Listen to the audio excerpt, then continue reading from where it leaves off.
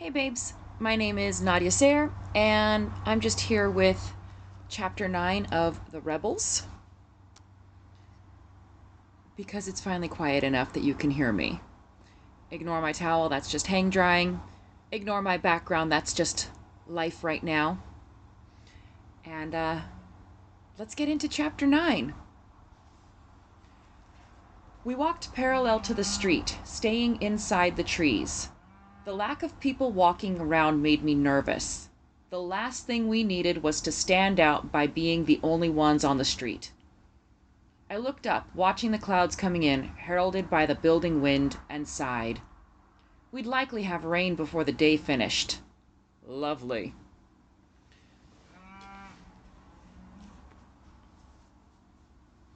We kept a gap of a dozen or so paces between us, walking swiftly to keep warm. Despite the circumstances, or because they triggered the line of thought, my mind wandered to what could happen. Okay, I'll admit it. Mostly I thought about the fact that one or all of us might not make it out. Once the sun crested the horizon, we began to see more people out and about, and nervously we exited the last of the trees and made our way into suburbia.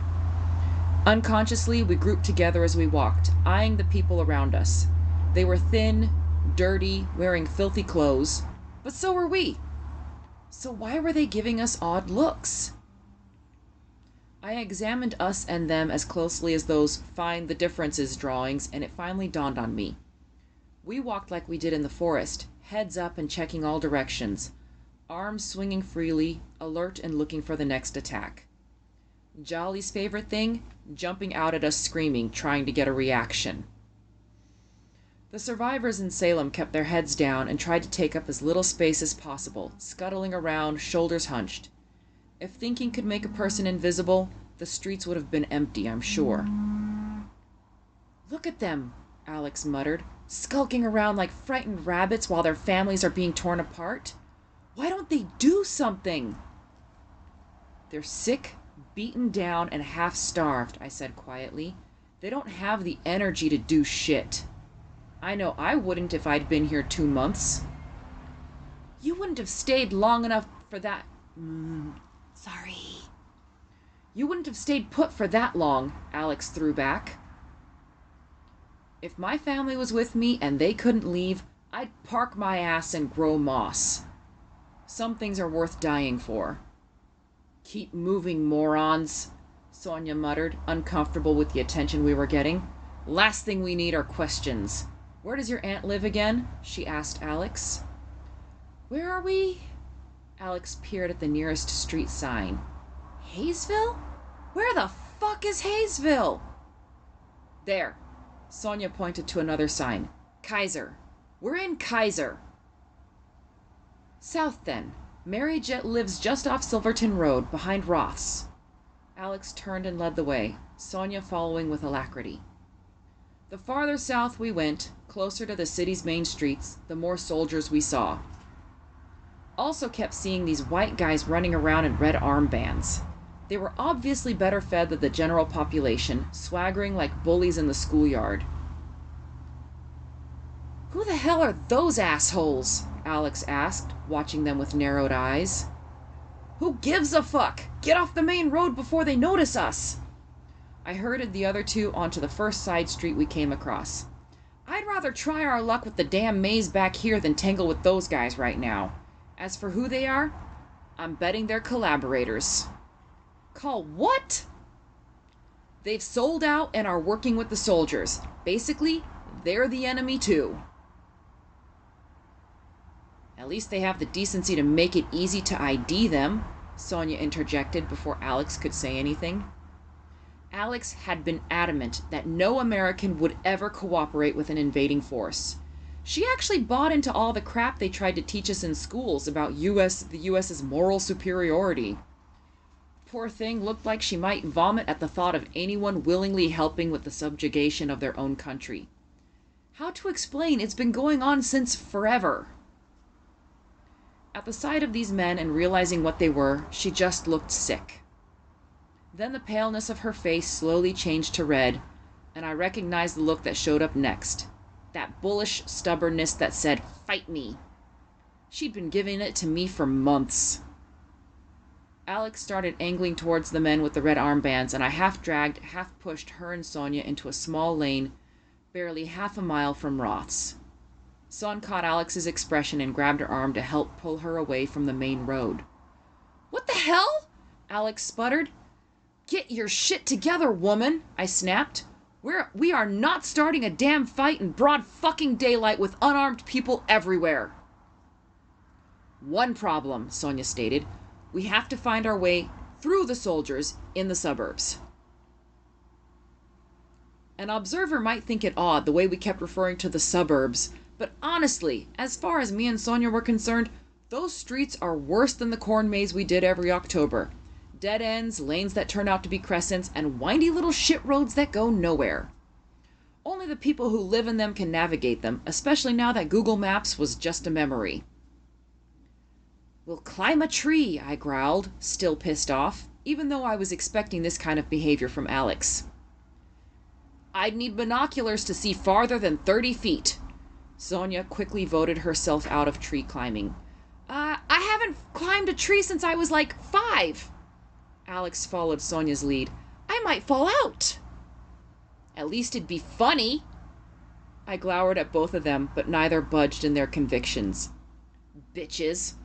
I set about trying to find a tree tall enough. Courtesy of this being an older neighborhood, there were a few options to choose from. I picked a nice fir tree, on the assumption that an evergreen would provide a bit more cover to my semi-disreputable endeavor. My progress up the tree was hampered.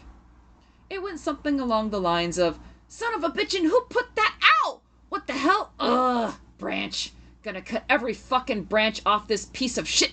Motherfucker!" By the time I reached a branch high enough to have a view, my hat was half off, my hair was sticking out everywhere, and I needed to empty my bra of all the little bits and pieces that'd fallen inside. A twig that gotten into my underwear poked my butt, and I couldn't get it out yet because I needed both hands to not fall out of the damn torture device masquerading as a tree. I spent a few breaths up there, carefully looking and counting, then began my descent. Well, maybe descent is too kind. Fell out isn't quite accurate either, with so many branches between me and the ground. Suffice it to say that gravity had more to do with my exit from the tree than any arboreal climbing prowess on my part. Thank God people don't look up. Alex and Sonya were both red-faced by the time my boots and a shower of dead twigs hit the ground, and their shoulders shook. "Fuck you!" I told them rudely, and they burst into laughter. Sonya ended up sitting on the ground, squealing around the hands she'd clamped over her mouth, while Alex leaned against the tree I'd just left, gasping and snorting through the scarf she'd stuffed into her mouth. "When we get back to the bunker, I'm making everyone climb trees," I said, glaring at me. They just sniggered more. I sighed. "I hate you both. We're also not far away from Silverton Road, and Roth's is swarming with soldiers and workers. Yay! Will you two get up already? We have business. Oh, for fuck's sake!" I walked away to give them some space to get their shit together. While I waited, I fished around in my pants and pulled out the offending twig, and emptied an amazing amount of bark, needles, and a couple of insects out of my sports bra by the simple expedient of pulling up my shirts and lifting the bra out. Every girl has done this at some point in her life. More than once, usually. I stared at the sky. How much time do women spend emptying their bras out? So, Sonya's breath hitched with residual laughter as she clambered unsteadily to her feet. "Where to next, oh fearless leader?"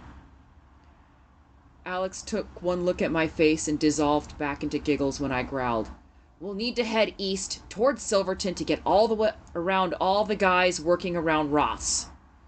I talked over their chortles because if I waited for them to calm down, we'd be here until next week. We've got a few normal-looking people wandering around, and there's a guarded gate on the to the outside world in view right across the road, but as long as we keep our heads down, we should be fine. Note, I said should. Another gate? With guards? Sonya moaned theatrically. Why is it that just when I think it can't get much worse, it does? What's wrong with these assholes? Don't they trust people to stay put and follow orders? Learn to love trouble, I said sardonically. It ain't going anywhere anytime soon.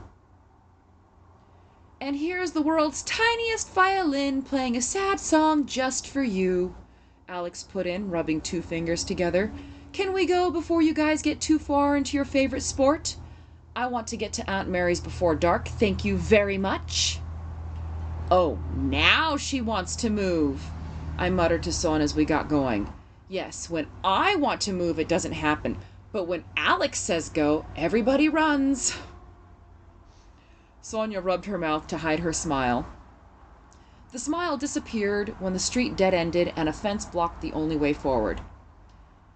It turned out that everything we'd done over the last 2 months had actually prepared us for hopping through strangers' backyards, and we progressed quickly enough. It was also a lot more fun than walking on the sidewalks like normal people. Even Alex enjoyed it. I suddenly realized Alex had laughed and engaged with us more in the past week than she had in the last months. Well, my mama always said, busy hands lighten the heart. We lost track of our location until I stuck my head over the next fence and saw the chain link barrier barely 40 feet away. I turned back. People? We went a bit too far. We need to go that way now. I pointed south and west-ish. The last stretch involved crawling under some bushes before we abruptly emerged onto the sidewalk. We gained our feet quickly enough, but as we brushed the twigs and dirt off each other, a cop cycled past. The presence of the cops made me acutely aware of all the things I had hidden under my clothes. The guns felt like they were burning holes in the fabric. The cop gave us a look long enough to make me sweat, though thankfully didn't stop. Wonder if he's one of them, Sonya muttered after he was out of hearing. No red armband, Alex replied. Maybe cops don't need them. More moving, less talking, I interrupted. I don't like me being on main streets like this. People can see us. Maybe the cops aren't on the payroll like those armband guys, Alex continued as if I'd never spoken. We crossed the street without incident. Once on the other side, Alex took the lead. In this area, we saw more people hanging out in yards and wandering down the streets. It was a dichotomy, their clothing and their bearing. Most folks we saw looked much as they would have the year before. Perhaps their clothing was a little more worn, a little more tattered around the edges, but that's fairly common in Oregon anyway. Their expressions and their posture, however, all tense features and nervous glances, walking too fast and looking over their shoulders. If they weren't twitchy and trying to see everywhere at once, then their heads were hanging, attempting to avoid the gazes of others. They barely spoke, and the few I heard talked in low mutters or with a forced air of geniality. We didn't have to stand the odd vibes of the street for long. Mary's house lay less than half a mile away, easy enough after everything we'd done the last weeks. A small house with a tiny yard on a dead-end street.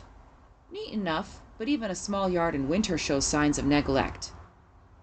Alex walked quickly to the porch, knocking before she'd even stopped. Inside, we could hear feet approaching, overlaid with a crotchety voice yelling, "What do you want? It's not like we have any food here either." The voice's owner turned out to be a grouchy woman slightly shorter than Alex, in her 50s, with the coolest hair I'd ever seen. She'd left the upper layer a natural white while the underside was dyed a brilliant red. My first thought was, I hope I look that good when I'm that age. My second thought was, I probably won't make it to that age. The woman's eyes filled with tears and she lunged at Alex, pulling her into a tight hug. She looked at me and Sonya over Alex's shoulder with gratitude and mouthed, "Thank you," as she held her niece, both of them shaking. The moment ended quickly as it began, with Mary pulling back and dragging her niece into the house, calling for us to follow her. As I stepped inside, the smell hit me like a brick wall. My eyes watered and I pressed a hand to my nose, trying to suppress the stench. It smelled like fear, despair, and desperation, like too many people in too small a space. The second thing I noticed after I got myself under control was the sparse furnishings. Anything burnable other than blankets and one comfy chair was gone. The older woman coughed as she walked, a nasty, chesty cough, and my lungs hurt to hear it. "You're sick?" Alex asked, concerned. "What do you need?" Just to see you again, dear." Mary led the way to the tiny living room, sinking down into the single chair in exhaustion. "As for what I have, who knows? Everybody has something. I'm just grateful mine doesn't seem to be a killer." She shivered in the room's chill air. We were so used to being in the elements that we'd acclimated to the freezing temperatures. I found out being out of the wind practically balmy. Plus, from the looks of things, we were the healthiest people around. Maybe we'd trimmed down, but we still had more body fat than these poor buggers. "Do you have enough food? Any heating?" Alex bustled around the little room, pulling another blanket out and tucking it around Mary, fussing over the older woman like a mother hen. Me and Sonya hung back, trying not to stare at the side of Alex we thought died with her boy. "We have food," Mary told her. "Your cousin and her family are here as well as 2 other families. And while you have to work to be fed, they do and we are. I keep an eye on the children most days. Today they're out with their parents. Everyone does their part," she said sardonically, making air quotes around the last word. "Stupid propaganda." "Now," Mary turned her attention to us. "Who are your friends?" I said intelligently as we shifted uncomfortably. "We've been told it's a good idea to keep that to ourselves, particularly as we're not exactly regulars." Mary smiled. "Very well. I dub you Tweedledee and Tweedledum." "I'm Tweedledee," I said before Sonya could get a word in. "This is Tweedledum." Sonya stuck her tongue out at me. "How come I'm Tweedledum?" "Because you were too slow." "Whatever." Sonya wandered off to check out the pictures Mary had on her walls. None of them were framed, not anymore, judging by the marks on the walls. Mary had apparently lived an adventurous life. There were photos of her in exotic locations with even more exotic people. I sighed, envious. I'd always wanted to travel, but bills and fines made that impossible. Behind us, Mary asked, "Where's Dylan? Is he here?" My interest in the photos became acute as Sonya and me gave them some privacy. Mary let out a short cry, and in the reflection of a photo, I saw her and Alex embracing as they wept. Long minutes later, they parted, Mary keeping a tight grip on Alex's hand as she invited me and my cousin to take a seat next to Alex on the mattresses piled on the floor. "Now, where have you been keeping yourselves? I've had people looking all over for you, my girl." "Not in the city, Auntie," Alex said. "Probably better if I don't say more. We're safe and we can provide food for ourselves." "What brings you here? Surely more than just reassuring a worried aunt." Sonya and Alex turned to me where I sat sandwiched in the middle and waited for me to speak. Put on the spot like that, I was rather uncomfortable. We were hoping for finding some people we know. Help. You know? Also, we're trying to get a grip on what the hell is going on, and we were hoping you'd know. Alex says you've got friends everywhere. "Can you get that book and pen, dear?" Mary pointed to a plastic TV tray doing double duty as a side table, and Sonya leaned over to grab them. "Write down the names of the people in there. I'll put the word out. When did they disappear?" "You have a pen, Auntie?" Alex reached out to touch it. "I didn't know that." Mary snorted. "You have no idea how hard it was to get people to understand what I wanted. Or how hard it was to find." "We haven't seen them since the invasion," I said, taking the book from Sonya to write down my family's and Asilia's parents' names. No matter how hard I tried, I couldn't keep from sticking my tongue out with the effort of writing on paper instead of a tablet with predictive text. No idea what exactly happened, although some of them did protest the soldiers. As for the what's happening question, well, Mary leaned forward, still holding Alex's hand. We've got people in here from all over. Wilsonville, McMinnville, Grants Pass, and places in between. They just crammed thousands more people in here than it was ever built to hold, and disease was rampant. I suggest you spend as little time indoors as possible. From my sources, upwards of 1 million people have died here. Mary gave us a moment to take that in, looking at our white faces with genuine sympathy. Don't worry, dear, she told Alex. Olivia and the children are all fine. They all got sick, and it was dicey for a while, but they're making a full recovery. We heard people disappear. I made it a statement. Mary sighed. Yes, mostly girls. The women face taunts, catcalls, groping. That's pretty much business as usual. The girls, however, you hear a bunch of different things. One says they're being made into wives for Steve, another one that... I'm sorry. I held up a hand. Who's Steve? Ah, yes, Mary said, smiling. We needed a way to talk about them without talking about them, if you know what I mean. So we picked a name. Anyway, there's only rumors about what Steve wants with the girls, but prostitution and victory parties are some of them. How many are there?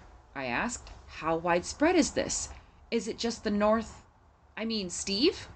Is anybody else involved? What about weapons, vehicles, placement of troops? Mary stopped me before I could go on. I don't know most of these, but let me try. How many? Nobody knows. 10? 20,000? More? And that's just Oregon. How widespread? The entire West Coast. The police chief is a friend. She told me herself. It's how Steve convinced her to work with them. They feel that it's the only way to minimize deaths. Weapons, no idea. They've completely blocked us from passing west of Lancaster. If there's an armory or anything important to Steve, it's over there. Cars, I've seen all kinds, but they look weird. They remind me of when I was little. They're not very high-tech, I said. They can't be if they're working now. Which reminds me, how did they do that to the tech? It's practically destroyed computer bits. Mary shrugged. No idea. I'm sorry. I don't have a lot of good information. The last thing you asked was about troops, correct? I nodded. I've heard they still patrol the countryside. Sometimes they bring in more people. Steve also takes people outside, sometimes to work. Springtime should see more people leaving the city to work. We're supposed to be a farming region again. Or so I hear.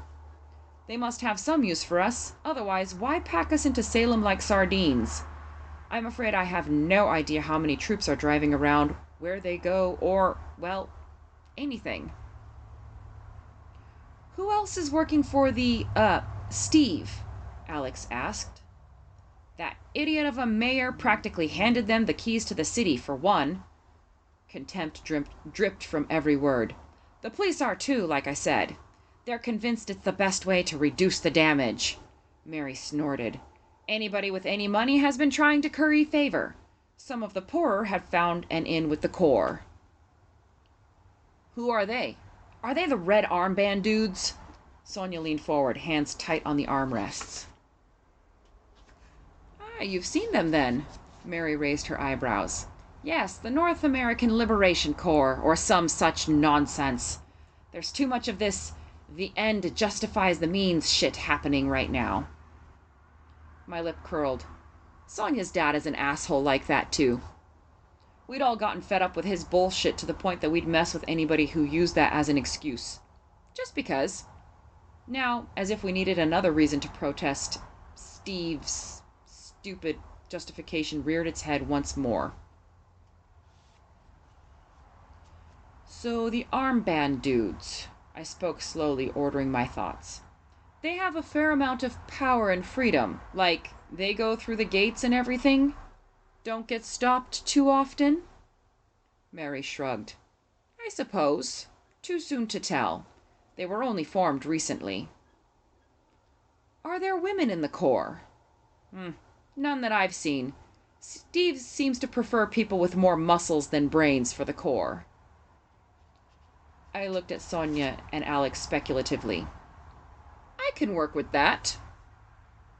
I sat there running through various scenarios to see what might work better, eyes flickering around the room without actually registering anything, until I saw Mary smile. Slow down, girl, before you overload that brain of yours. Do you play chess by any chance? I smiled innocently. Maybe once or twice. Next to me, Sonya guffawed. She never learned formally, but she's handed a few chess people their asses over the years. I sighed. Woman! The whole point is you play it close. You don't just tell people about shit like this. Mary laughed gently, degenerating into another coughing fit. We should talk again at a later time, once I have a chance to find some answers for you, she said when she'd caught her breath. Now that I know there's some resistance happening, I'd like to be a part. You want a spy? Alex was horrified. My aunt wants to be a spy? A resistance? I exclaimed at the same time. Who said anything about a resistance? You did, she replied tartly. I'm too old and sick to fight and run, but I know people and they like to talk to me. Why not let them? I stared at her, mouth hanging, and then shrugged. Why not? I said sarcastically, though maybe we should call you by another name, or by anything not resembling a name, like Steve. Kitten, Mary said, smiling, ignoring my tone. Her eyes became unfocused as she remembered yesteryear. My husband, God rest his soul, sometimes called me that, when he wanted to annoy me. You want us to call our spy Kitten? Alex couldn't get more dramatically dismayed. I closed my eyes and pinched the bridge of my nose. I'd had no intention of being more than a minor irritant, but this was quickly turning into a runaway train wreck. Fuck it. On the bright side, I said to the air, nobody would ever think a spy would be called Kitten. Mary pulled the blanket higher around her shoulders, a look of contentment settling over her features. I struggled against a desire to laugh. Is this what we'd come to? 4 women and 2 kids deciding to bring down an entire army? We were gonna die, horribly, in ways I wasn't capable of imagining. What was I thinking? I should end this now, before we did... The front door opening had my head whipping around, hand diving for the small of my back. I noticed Sonya and Alex also reaching under their clothes as my gun leveled on the door when it swung back to reveal a man, woman, and 3 kids. Wait! Alex flung her hand out just as I'd relaxed marginally. That's my family! The small group froze at the sight of armed strangers in their home, and the man stood between us and his family, arms spread to shield them. The woman caught his arm, leaning around him. Alex? She asked incredulously. Alex made her gun disappear as quickly as it had appeared a few seconds ago, and jerked her head, eyeing me and Son, commanding. I slid my gun back into my waistband, feeling a bit sheepish. I don't know why exactly why. Overreacting, maybe? Alex leaped off the couch to hug her cousin, crying and laughing simultaneously. Olivia, I'm so glad you're okay! She pulled back to look at the kids. And you're all here, she breathed. Olivia's husband continued watching me and Son with a suspicious eye, Mary's tranquility notwithstanding. I stepped towards the man, a few years older than myself, with a pleasant face and work-roughened hands, and held out my hand, once more empty of weapons. Hi, I'm Tweedledee, and this is my cousin, Tweedledum. Huh? Under the circumstances, I had to admit that was a fairly intelligent and eloquent answer. Manners, or reflex, made him reach out to return my grip. Sam. Ashton. What? Maybe not as intelligent as I'd thought. I'm Tweedledee, I repeated. Your mother-in-law named us, if you want to blame somebody. I finally took pity on him. In the current conditions, we decided that it was best not every name was known. Down, child, Mary chided gently. Don't mess with the poor man. He already lives with me. And 2 other families, she added under her breath. Livia, dear, would you take everybody into the kitchen? I need a private word with Tweedledee. Olivia gave me a stern look, not budging. A stern look from her was something else. She had a stubborn jaw that I bet could break granite. What are your intentions? She asked. Walking in here like this? Not that we're not grateful to have Alex back, but... Sonya snickered. Yeah, what are our intentions? Are they strictly honorable? Shut up, I told Son, folding my hand into a fist so I didn't flip her off in front of the kids. And you can follow that up with a piss off. Sam and Olivia looked horrified. Alex rolled her eyes, and Mary laughed until she coughed. Waving away her daughter and niece, she concentrated on breathing once the episode stopped. Olivia. I'd like a few minutes with her. She won't hurt me, Mary told her daughter in response to the glare I received. How do you know?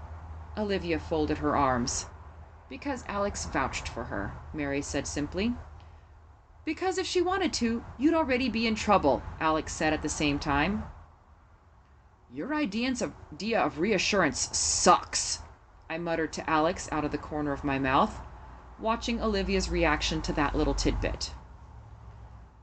Olivia took some deep breaths, but it wasn't until Sam spoke quietly to her, gesturing to the children, that she relented. If looks could maim, I'd be whimpering as she took her family past, gathering Alex and Son into her wake by virtue of personality alone. As they shut the door behind them, I turned to Mary, eyebrows raised inquiringly. Inside, I braced myself, expecting a lecture on the idiocy of our little crusade. Mary surprised me, although perhaps it shouldn't have. You seem to have taken the leadership role. Her hair should have given it away. Any woman her age with fire engine red in her hair wouldn't take the typical route. How are you finding it? I sort of just fell into it, I said wisely. Nobody wanted to be the front guy, but somebody had to break the ties in votes, so yeah. Alex was a little sketchy on the details of how you met, Mary finally said. What exactly happened? I grimaced, but the woman was Alex's aunt, and maybe she'd have some insight into Alex's future behavior. Probably too much to hope for, but what the hell. I gave her the outline. Our current home, Acilia and Jolly, and exactly how we got out of town remained vague. Her face went through the gamut of emotions, from sorrow to anger, relief, and maybe a hint of appreciation? Alex has been on a freaking suicide mission ever since, wanting to make somebody pay. If she dies in the attempt, I get the feeling she wouldn't object too much. I sighed. The nightmares are... yeah. I can understand dying for a cause, but damn it, there is no point if your death ends the damn cause. Mary took a deep breath, held it in for a moment, and let it out slowly. Thank you. For taking care of her, I mean. Taking care of both of them. I nodded. Silently, she continued after a moment. You've taken a lot on yourself here. Deciding to fight when it's literally you and 2 others? Are you sure you're up for it? Hell no! I exclaimed without hesitation. Not a snowball's chance in hell I'm ready for it. Not much of a choice, though, is there? Mary snorted. You get to my age, you realize there's always a choice. You could have run. You could turn yourselves in. You could just hide in the hills and never come out again. I may still do that, I thought. But if you said you were up for the challenge, you'd be a filthy liar. I won't sugarcoat it. What you're starting will be dangerous beyond your wildest nightmares. If you make it out alive, it'll be a miracle, though it probably won't feel like it. Thank you so much for your words of encouragement, I said dryly. You're a font of good wishes. Are you sure you want to work with us? Mary cracked a laugh. Wouldn't miss it for the world, girl. You keep that attitude, too. You'll need it where you're going. I cringed. How old are you anyway? She asked. I looked at her puzzled. What did that matter? 26? She grinned. Young enough to get up to trouble, old enough to get out of it. One thing, she cautioned. Always sound confident, even when you're not. Fake it till you make it. It gives people confidence in you as a leader. I ain't a leader, I said automatically. Sonya had me trained good. I could probably deny it in my sleep. What do you think being a leader involves? Mary sounded exasperated. I don't know. I pulled off my beanie and ran a hand over my hair, agitated. I'm making this shit up as I go along. I've read a bunch of books, and let me tell you, none of them's a how-to guide, so I'm putting it together as best I can. Mary gave me an appraising look. So, everything you just told me is bull? You didn't make decisions that help people? Hate to break it to you, but that looked like leading to me. Just so's you know. Steve's been reeling in people from all over the state, and you lot are the only ones I've heard of who have evaded them. Then you made the choice to do something about it. I think it's about time you faced the facts and named it. You're leading those two. They're following you. You're not just doing something. You're rebelling. You're fighting back. Name it. Own it. Once you do that, well, it doesn't get any easier, but it does get clearer. So that ends chapter 9. Thank you so much for joining me, and I will see you next time.